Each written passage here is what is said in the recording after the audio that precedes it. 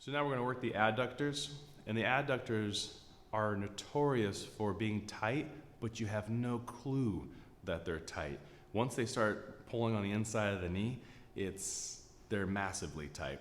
And adductors, you'll use them more than you think, especially cycling, if you're sprinting, jumping, soccer, side to side, basketball, definitely ice skating, roller skating, if that's your thing. So what we're going to do is going to stand with a wide A-frame, even wider, slightly wider, perfect. And then our toe boxes are going to be pointing straight, so we're completely 90. And now we're just going to bend the right knee and we're stretch the left adductors, and we'll just stretch away. Good. And naturally you're going to be doing this where the glutes are coming out. What we want to do is two different maneuvers. One where the glutes are going backwards, and the second where the hips are going forwards. You'll most likely find that when you go forward, you'll be attacking the inside of the knee on the adductor attachment or somewhere mid-belly of the adductor. So come back up. We're going to demonstrate that one more time, but on the opposite leg. Toe boxes square, very important here. And then bend left knee, stretch the right adductor. Looks like this one's slightly tighter. And we're going to scoot the glutes back.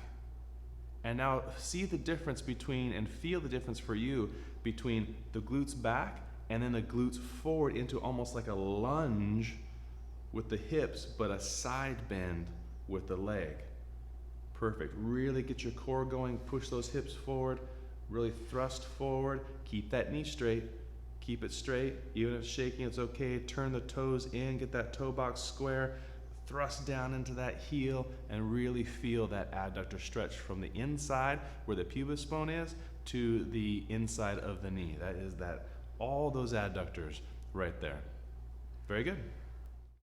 We're going to do a modification of the adductor stretch. I really like this one because there's not just one adductor, there's multiple, and they attach at different angles. So you have these 45-degree angle, 30-degree angle, you have these kind of wrapping of muscles. It's not just a straight line.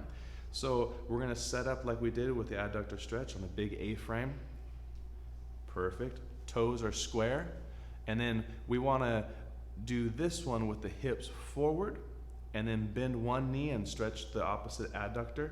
So we're bending right knee, stretching the left adductor.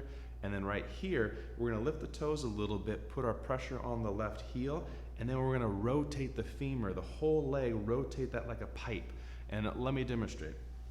Straight knee, toes up. There we go, right there. We're gonna rotate like a pipe so that it goes in and out, and we're gonna find what's tight in here or out there. So go ahead, try to stay in that stance. It's a little tough. Keep those toes up. And this is the real deal. We're really working this one with Missy. Good. And it's hard. It's hard for her to rotate in, to have strength and support of the left hip while in internal rotation. So I would suggest staying there and then moving the hip back and forth a little bit here, forward, right there. I feel that right there.